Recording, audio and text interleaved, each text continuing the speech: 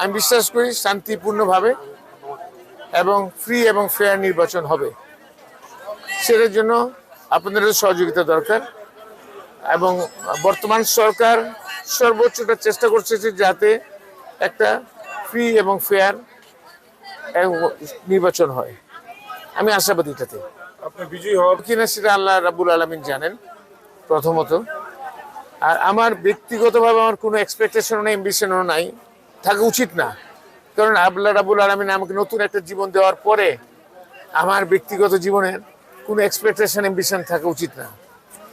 তবে জনগণের প্রতি আমার দায়ভার অনেক আছে, এলাকার প্রতি দায়ভার অনেক আছে।